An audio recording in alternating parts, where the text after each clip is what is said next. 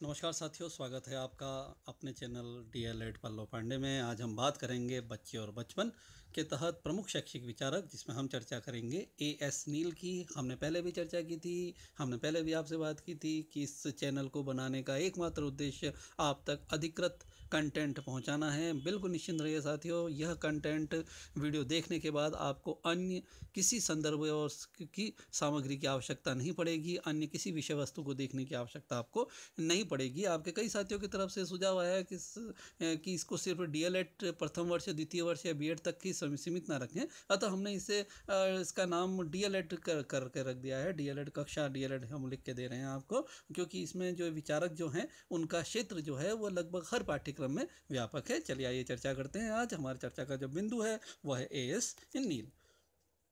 As नील का पूरा नाम था अलेक्जेंडर सदरलैंड नील। एएस नील, सबसे पहले बात आप ध्यान रखिएगा, पूरा नाम था अलेक्जेंडर सदरलैंड नील। आपका जन्म 17 अक्टूबर 1883 को हुआ था फोरफार नामक स्थान पर, जो कि स्कॉटलैंड में स्थित था।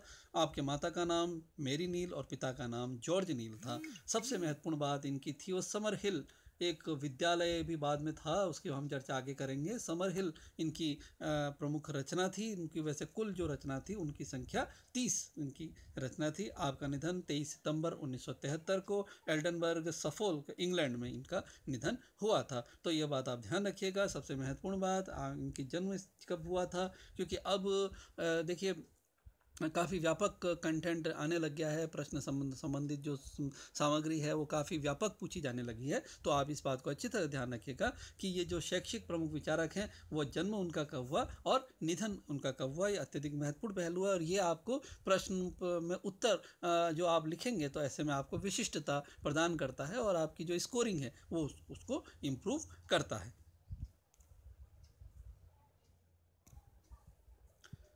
हमने पहले बात की थी, पहले वाले स्लाइड में हमने इस बात की चर्चा की थी कि आपने कुल मिलाकर के 20 रचनाएं लिखी हैं, जिनमें से प्रमुख इनकी रचना थी समरहिल स्कूल थी। तो क्या है समरहिल स्कूल, इसकी हम लोग चर्चा कर लेते हैं। क्या विचारधारा को लेकर के समरहिल स्कूल का उन्होंने लिखा या उसका निर्माण किया, हम इसकी चर्चा करते हैं। नील ने 15 वर्ष की आयु में अपने पिता के साथ प्रशिक्षु शिक्षक के रूप में कार्य करना प्रारंभ किया। देखिए 15 वर्ष की आयु में ही उन्होंने ट्रेनी टीचर के रूप में अपने पिता के साथ काम करना उन्होंने शुरू किया था। कालांतर में उन्होंने प्रारंभिक शिक्षा प्रमाण पत्र पाठ्यक्रम में प्रवेश लिया। देखिए एक महत्वपूर्ण बात इसमें देखिएगा, प्रारंभिक शिक्षा प्रमाण पत्र पाठ्यक्रम, यानी कि जैसे आप लोग अभी जो होता है जिसे हम डीएलएड कहते हैं, डिप्लोमा इन एलिमेंट्री एजुकेशन, तो ये आप मान करके चलिए कि नील में एक सबसे बड़ी बात यह थी कि उन्होंने 15 वर्ष की आयु में एज ए प्रोबेशन टीचर, प्रशिक्षु शिक्षक के रूप में कार्य करना अपने पिता के साथ प्रारंभ किया। और द्वितीय में उसकी महत्वपूर्ण बात यह थी कि उन्होंने उस वक्त जो कोर्स चलता था, जो प्रारंभिक शिक्षा प्रमाण पत्र पूर्णता यानी कि डीएलएड, उन्होंने भी इसमें की थी। 1924 में इटली के लाइम रेजिस नामक स्थान पर आपने समरहिल स्कूल की स्थापना की थी, है ना। तो सबसे महत्वपूर्ण बात, समरहिल स्कूल सबसे पहले कहाँ स्थापित हुआ था? 1924 ईस्वी में लाइम रेजिस नामक एक जो स्थान था वहाँ पर इसकी स्थापना की गई थी। बाद में 1927 में यह स्कूल लेस्टन नामक स्थान पर स्थानांतरित कर दिया गया था।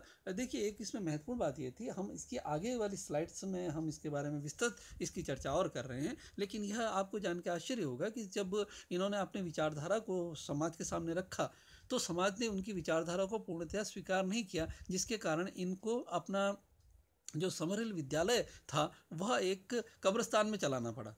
प्रारंभ इसकी कब्रिस्तान से हुई थी, कब्रिस्तान से इन्होंने किया, क्योंकि इनकी विचारधारा हम आगे इसकी चर्चा करेंगे तो समाज ने इनको इतनी आसानी से इनकी विचारधारा को स्वीकार नहीं किया था। तो लाइम रेजिस नामक स्थान के बाद वहाँ लाइम रेजिस स्थान पर इनके विचारों का काफ़ी विरोध हुआ, स्थानीय निवासियों द्वारा इनका विरोध किया गया और तब इन्हें 3 साल बाद यह जो विद्यालय है इसको लेस्टन नामक स्थान पर स्थानांतरित किया गया। और सबसे महत्वपूर्ण बात देखिएगा, अभी भी यह लेस्टन नामक स्थान पर ही स्थित है। यानी कि सबसे बड़ी बात इसके साथ क्या है कि आज भी समरहिल स्कूल अपने अस्तित्व में है, यानी कि समरहिल स्कूल की संकल्पना आज भी सार्थक है। ये सबसे महत्वपूर्ण बात है कि इन्होंने, इससे यह पता लगता है, आगे हमको हमारा जो तर्क क्षेत्र हमारा व्यापक होता है, कि नील ने न सिर्फ सैद्धांतिक अपितु व्यवहारिक भूमि पर पहले कार्य किया, तत्पश्चात उन्होंने सैद्धांतिक आधार पर अपनी पुस्तक समरहिल स्कूल की रचना की थी।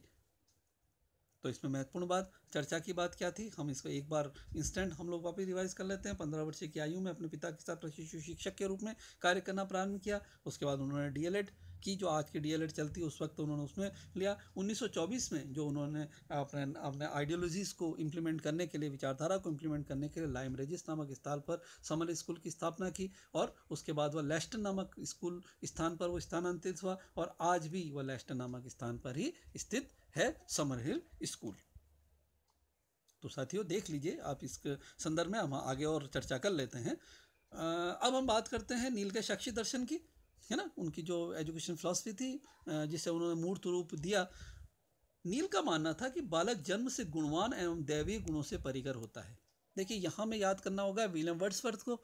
विलियम वर्ड्सवर्थ जो इंग्लिश लिटरेचर के एक मूर्धन्य रोमांटिक कवि माने जाते हैं, रोमांटिसिज्म के कवि माने जाते हैं, और उन्होंने कहा था that child is the father of man. तो वही बात शैक्षिक दर्शन नील ने, आप नील भी कहते हैं, वो कहते हैं कि बालक जन्म से गुणवान होता है और दैवीय गुणों से परिकर होता है, लेकिन बड़ों का हस्तक्षेप उनके जन्मजात गुणों को मलिन करने लगता है। बहुत बड़ी ये लाइन है, बहुत एनालिटिक लाइन है। हम आने वाली वीडियो में जब जॉन हॉल्ट के विचारों का हम विश्लेषण करेंगे, इवान इलिच के बारे में हम लोग जब चर्चा करेंगे, जब हम गिजुभाई वधेगा के बारे में चर्चा करेंगे, तो उसका भी निष्कर्ष सार ये रहेगा कि अगर बच्चों का जो बच्चों के जीवन में जो बड़ों का हस्तक्षेप जो होता है वो उनके गुणों को मलिन कर लेता है। हमने पहले जो वीडियो में जब अमेरिका की शासन व्यवस्था, शिक्षा व्यवस्था की जब हम लोगों ने चर्चा की थी, तो वहाँ भी हम लोगों ने इस बात को नोटिस किया था। जर्मनी की शिक्षा व्यवस्था में भी हमने इस बात को विशेष रूप से नोटिस किया था कि वहाँ पर भी बच्चों को रुचि के आधार पर शिक्षा देने का काम किया जाता है। तो नील का जो था कि बच्चे में एक पोटेंशियलिटी होती है, उसमें संभावना होती है, गुण होते हैं, दैवी गुण होते हैं, लेकिन वो बड़ों का जो हस्तक्षेप है, बड़ों जब अपनी आकांक्षा का उनका आरोपण जब बच्चों में करने लगते हैं, तो उससे उनके जन्मजात गुण समाप्त होने लगते हैं। अतः बालक को हस्तक्षेप मुक्त वातावरण में स्वयं के विकास का मौका मिलना चाहिए।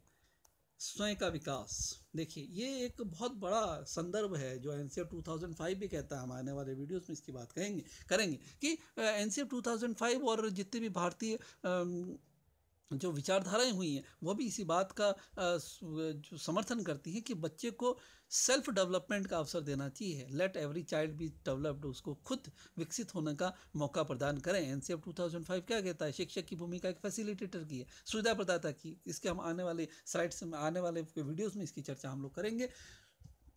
साथ ही जीवन का लक्ष्य क्या है? जीवन का लक्ष्य प्रसन्नता हासिल करना है। ये बहुत महत्वपूर्ण बात इन्होंने बताई थी कि the aim of the life is to achieve the happiness. यह शब्द ध्यान रखिएगा, लक्ष्य, जीवन का लक्ष्य। अब पेडागोजिकली हम बात करें तो लक्ष्य और उद्देश्य में अंतर है ना। There is the difference between the aims and objectives. हम इंग्लिश के जो वीडियो में है इसके बारे में हम लोग जरूर चर्चा करेंगे कि एम्स और ऑब्जेक्टिव्स क्या अंतर है। तो जीवन का जो लक्ष्य है, अंतिम लक्ष्य प्रसन्नता हासिल करना है। प्रसन्नता कदम कदम पर हासिल की जाती है, तभी वो अपने मूर्त रूप पर पहुंचती है। तो नील का शैक्षिक दर्शन कहता है कि बच्चों को स्व विकास के अवसर प्रदान किए जाएं। बच्चे में बाह्य आरोपण ना हो, किसी भी रूप में बच्चा बड़ों की जो उनकी जो बड़ों की जो आशा है, बड़ों की जो आकांक्षा है, उसका पात्र ना बने, उसको लागू करने के लिए वो एक माध्यम ना बने। तो ये सबसे महत्वपूर्ण बात नील के दर्शन की कि बालक को हस्तक्षेप मुक्त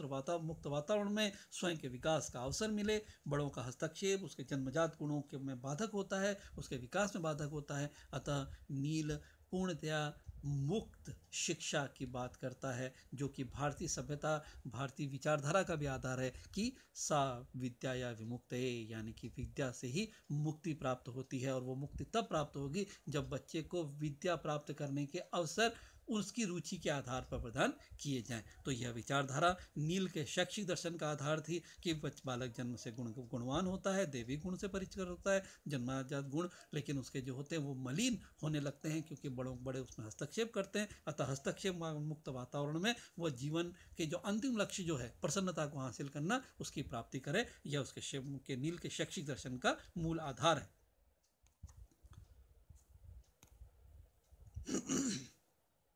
नील के विचार में जीवन का जो अंतिम लक्ष्य जो आनंद प्राप्ति है, आनंद प्राप्ति में बाधा डालने का अर्थ होता है भविष्य के मनोविकार वाले युवाओं को तैयार करना। बहुत महत्वपूर्ण बात है साथी। हमने पहले वाले वीडियो में भी इसकी बात की थी कि आज का बच्चा ही कल का नागरिक है, और जब आप उसको स्वयं फलने फूलने का अवसर नहीं देंगे तो जिससे वह स्वयं आनंद की अनुभूति नहीं कर पाएगा। क्यों? क्योंकि उसकी जो इच्छाएं हैं वह दमित रह जाएंगी, और यह दमित इच्छा ही उसके मनोविकार वाले युवा वर्ग को उनके निर्माण का मार्ग तय करेंगी। शिक्षा का उद्देश्य जीवन में आनंद प्राप्त करना होना चाहिए, महत्वपूर्ण बात है। बच्चा समर स्कूल की संकल्पना थी कि बच्चा खुशी होकर के स्कूल आना चाहिए, जब भी विद्यालय जाए वह प्रसन्न होकर के विद्यालय जाए। आप यहाँ हम बात करेंगे हिंदी के मूर्धन्य निबंधकार आचार्य रामचंद्र शुक्ल की। उन्होंने कहा था कि साहस रूप से जो काम किया जाता है, उत्साह के साहस के साथ किसी कार्य को करने के लिए जो हम आगे बढ़ते हैं उसे उत्साह कहते हैं। तो उत्साही होने के लिए वो बच्चे को प्रेरित करना चाहिए। और बच्चा उत्साहित कब होगा? जब उसे आनंद प्राप्ति के लिए उसके मन में एक ललक होगी कि मुझे इस कार्य से आनंद प्राप्त होगा।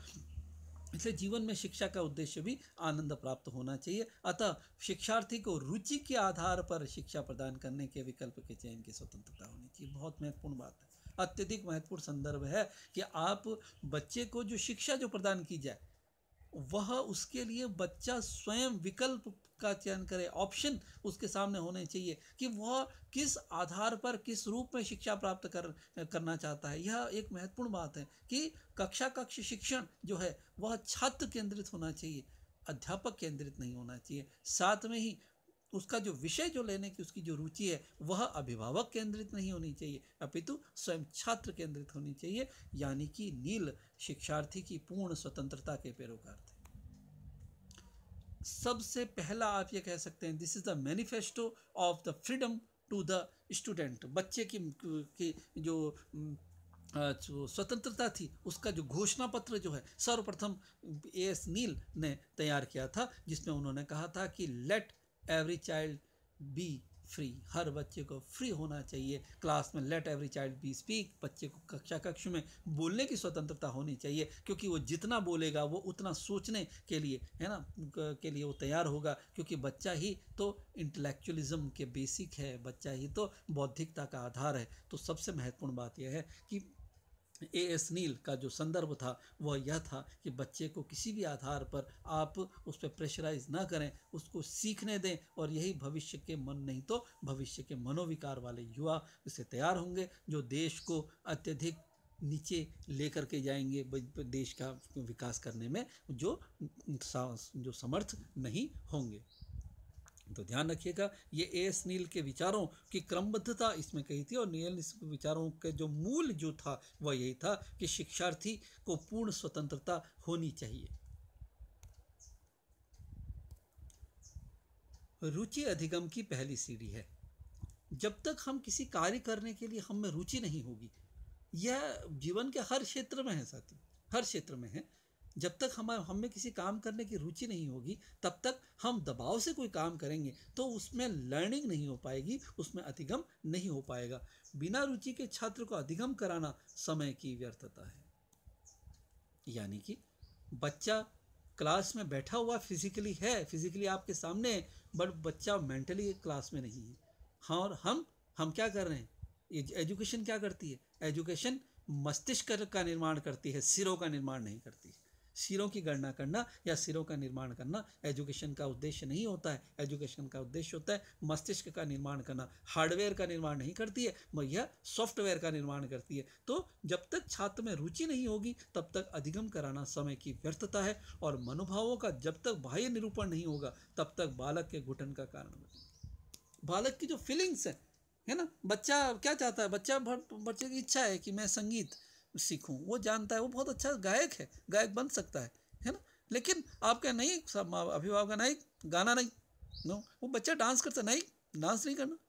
क्यों? क्योंकि तुम्हें साइंस लेनी है, तुम्हें मैथ्स लेनी है, तुम्हें ये बनना है। तो बच्चे का जो खुद का जो रुचि है ना, वो जो अधिगम की पहली सीढ़ी जिसे कहा जाता है एस नील के शब्दों में और अन्य बौद्धिक विचारकों दार्शनिक विचारों के शब्दों में, तो इसका तो नकारात्मक पहलू यह होगा कि बच्चा जो होगा वह अपने घुटन जो उसका जो रुचि होगी वो दब जाएगी, और जिसके कारण वह भविष्य के मनोविकार वाले एक युवा के रूप में उभर करके आएगा।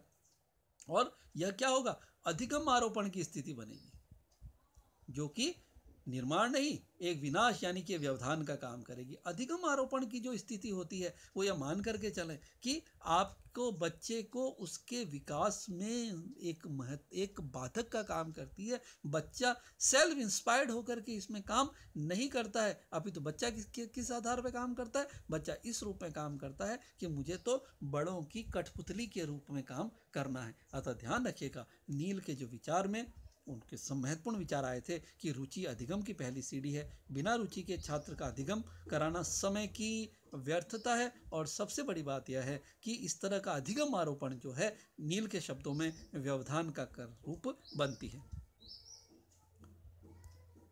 शिक्षा का उद्देश्य ऐसी घुटन का निराकरण कर रुचि आधारित अधिगम की सुविधा प्रदान करना है। बस महत्वपूर्ण बात देखिएगा, शिक्षा का उद्देश्य क्या, नील के आधार पर नील का कहना है कि शिक्षा का जो उद्देश्य है वह जो मनोभाव, दबे हुए मनोभाव हैं, जो रुचि है उससे दबी हुई रुचि है, उस पर आधारित अधिगम की सुविधा प्रदान करना। और समरहिल स्कूल ऐसे ही सुविधा प्रदाता यानी कि फैसिलिटेटर की भूमिका निर्वहन करता है। महत्वपूर्ण बात आई है साथियों, है ना, क्योंकि ये भारत में नूतन शिक्षा व्यवस्था का आयाम बन करके आई है। या हम आगे वाले वीडियोस में इसकी चर्चा करेंगे। एनसीएफ 2005 में जो फैसिलिटेटर शब्द जो है वो उसका शिक्षा के क्षेत्र में सर्वप्रथम उल्लेख नील के दर्शन में मिलता है। अब एनसीएफ 2005 क्या कहता है कि कक्ष में एक शिक्षक की भूमिका एक सुविधा प्रदाता की होनी चाहिए, जो कि बच्चे को के पास जो सूचना है उसको ज्ञान तक ले जाने की सुविधा प्रदान करे। तो एक महत्वपूर्ण बात यहाँ उभर करके जो सामने आती है, एनसीआर 2005 में जो फैसिलिटेटर शब्द है उसका मूल जो है वो हमें नील के दर्शन में प्राप्त होता है, क्योंकि नील के दर्शन का मूर्त रूप समरहिल विद्यालय जो है वह सुविधा प्रदाता की भूमिका में था, वह सुविधा प्रदान करने की बात करता था। देख लीजिए इसे एक बार कि एनसीआर 2005 में किस तरह से नील के दर्शन को शामिल किया गया है, नील के प्रमुख विचारधारा को शामिल किया गया है।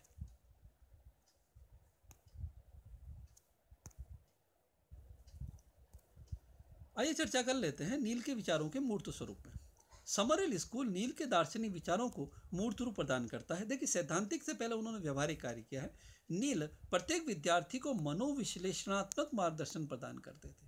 देखिए, यानी कि बच्चे को साइको एनालिसिस उनको मार्गदर्शन प्रदान किया जाता था। सब बच्चों को एक ही तरह से नहीं इसमें माना जाता था। और अब आई महत्वपूर्ण बात कि क्यों नील के जो इस विद्यालय थे उसका समाज द्वारा विरोध किया जाता था।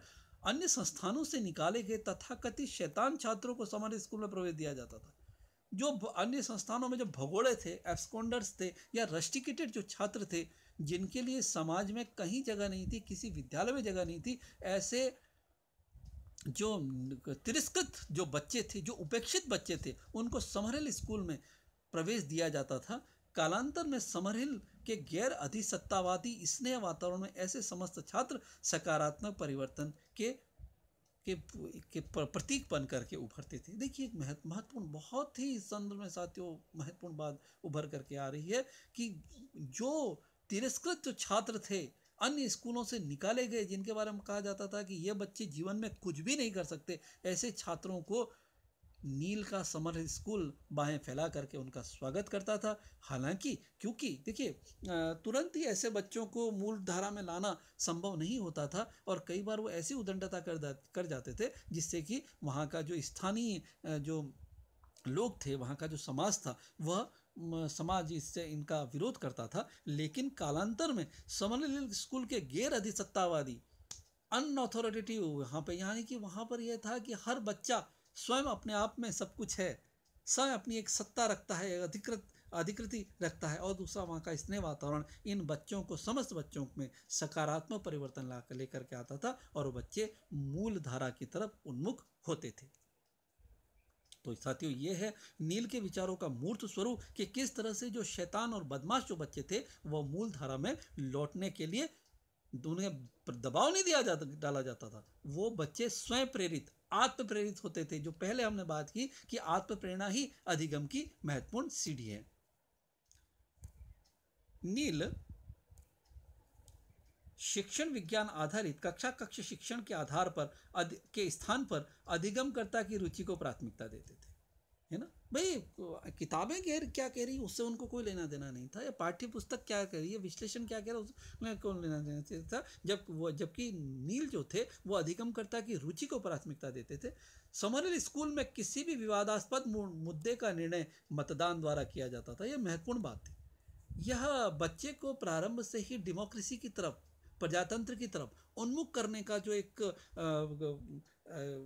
गांगेय प्रभाव जो था, जो प्रयास जो था, वह नील द्वारा किया जाता था कि कोई भी विवादास्पद जो मुद्दा आता था नील समरहिल स्कूल में, उसका निर्णय नील नहीं करते थे, या वहाँ के जो प्रिंसिपल जो अथॉरिटेटिव जो थे वो नहीं करते थे। अति सत्तावादी व्यवस्था के स्थान पर वहाँ प्रजातांत्रिक व्यवस्था को प्रयुक्त किया गया था, और वहाँ पे मतदान जो है वह लोकतंत्र का आधार है ना। और इस मतदान में छात्र के मतों को शिक्षकों की तुलना में अधिक भार प्रदान किया जाता था। एक महत्वपूर्ण बात इसमें यह थी कि छात्र के जो मत थे उनको शिक्षकों की तुलना में अधिभार प्रदान किया जाता, वेटेज दिया जाता था, और इस प्रक्रिया में स्वयं नील भी भाग लेते थे। एक महत्वपूर्ण बात यह थी।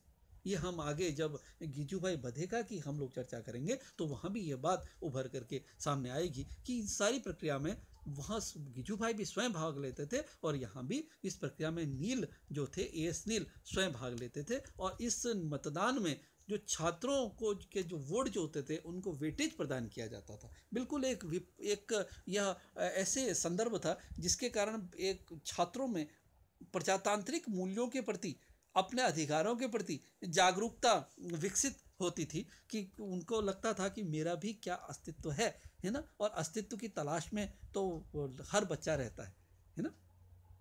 जिससे कि छात्रों में आत्मसम्मान तथा शिक्षण व्यवस्था में अपने महत्व का बच्चे परिचय उन्हें प्राप्त होता था। इसलिए यह प्रजातांत्रिक था। देखिए, अब आपको लग रहा होगा कि विद्यालयों में क्यों अध्यक्ष, उपाध्यक्ष, छात्र संसद की जो संकल्पना है उसका मूल जो है, भारत में भी जो उसका मूल है वो समरहिल स्कूल में पाया जाता है। यानी कि एएस नील की जो विचारधारा थी उसे भारतीय व्यवस्था भी, शिक्षा व्यवस्था भी काफ़ी प्रभावित है। तो ये महत्वपूर्ण संदर्भ इसमें यह था कि नील जो है वो कक्षा कक्ष में अधिगमकर्ता की रुचि को प्राथमिकता देते थे। किसी भी तरह के विवादास्पद मुद्दों का जो निर्णय मतदान द्वारा किया जाता था, और इसमें नील जो स्वयं भाग लेते थे। और सबसे महत्वपूर्ण बात यह थी कि इसमें छात्रों को वेटेज प्रदान किया जाता था, उनको अधिभार प्रदान किया जाता था। निष्कर्ष के रूप में देखा जाए तो नील शिक्षा व्यवस्था में प्रजातांत्रिक मूल्यों के पैरोकार थे। सबसे महत्वपूर्ण बात यह है ना। देखिए साथियों, प्रजातंत्र होना एक अलग बात है, लेकिन प्रजातांत्रिक मूल्यों का को लागू करना एक अलग बात है। प्रजातंत्र तो संविधान से प्रदान किया जाता है, लेकिन संवैधानिक व्यवस्थाओं को लागू करना महत्वपूर्ण बात है। और सबसे महत्वपूर्ण बात यह है कि जहाँ प्रजातंत्र, school is the nursery to the democracy, है ना। ये डेमोक्रेसी की एक नर्सरी है, इसका एक पौधशाला है। तो वहाँ पौधशाला में सबसे पहले हमें देखना होगा कि किस रूप में प्रजातांत्रिक मूल्यों का बीज वपन हो सकता है। प्रजातांत्रिक मूल्यों का बीज वपन जो है वो इस विद्यालय में हो सकता है। अतः एएस नील जो थे वो प्रजातांत्रिक मूल्यों के पैरोकार थे, और शिक्षा को वयस्कों द्वारा आरोपित करने के स्थान पर छात्र की रुचि के आधार पर शिक्षा एवं अधिगम के समर्थक थे। ये बहुत महत्वपूर्ण बात है कि आज का बच्चा कल क्या बनेगा उसका निर्धारण स्वयं छात्र को करने दो, स्वयं बच्चे को करने दो, ना कि किसी वयस्क को करने दो। और यही वह मूल्य था, यानी कि यही प्रजातांत्रिक मूल्य, और यही कि शिक्षा का जो केंद्र बिंदु जो है वह स्वयं छात्र है, ना कि बाह्य दबाव पर, बड़ों के दबाव पर आधारित शिक्षा व्यवस्था। यही मूल्य थे जिसके चलते समरहिल स्कूल आज भी एग्जिस्ट में है, आज भी अस्तित्व में है। तो यह मित्रों सबसे बड़ी बात नील के विचारों की थी। प्रजातांत्रिक मूल्यों को लागू करने के लिए नील ने जो प्रयास किया, समरहिल स्कूल में जो व्यावहारिक रूप में जो लागू किया, कालांतर में सैद्धांतिक रूप में उस रूप से उन्होंने इसे हम सब के सामने प्रस्तुत किया। और आज भी समरहिल स्कूल इतने उतार चढ़ाव आने के बावजूद भी अपना अस्तित्व बनाए हुए है। धन्यवाद साथियों, अगले वीडियो में हम चर्चा करेंगे जॉन हॉल्ट के बारे में। यदि आपको यह वीडियो पसंद आया हो तो इसे लाइक करें, शेयर करें, सब्सक्राइब करें। अगर आपकी कोई क्वेरी हो तो आप कमेंट बॉक्स में जा करके आप लिख सकते हैं, आपको उसका जवाब मिलेगा। मैं फिर आपको निश्चिंत करता हूं इस बारे में, इस संदर्भ में, कि इस चैनल के गठन का एकमात्र उद्देश्य आपको टीचर एजुकेशन ट्रेनिंग से संबंधित अधिकृत और पूर्णतया ऑथेंटिक जानकारी प्रदान करना है। इसके अतिरिक्त इस चैनल का और कोई उद्देश्य नहीं है। ये आपको वीडियोस देखने के बाद किसी भी तरह के डाउट्स मन में नहीं रहेंगे और आपको कहीं भी किसी भी संदर्भ सामग्री देखने की आवश्यकता नहीं पड़ेगी। आप निश्चिंत रहिए। शुभकामनाओं के साथ पढ़ते रहिए।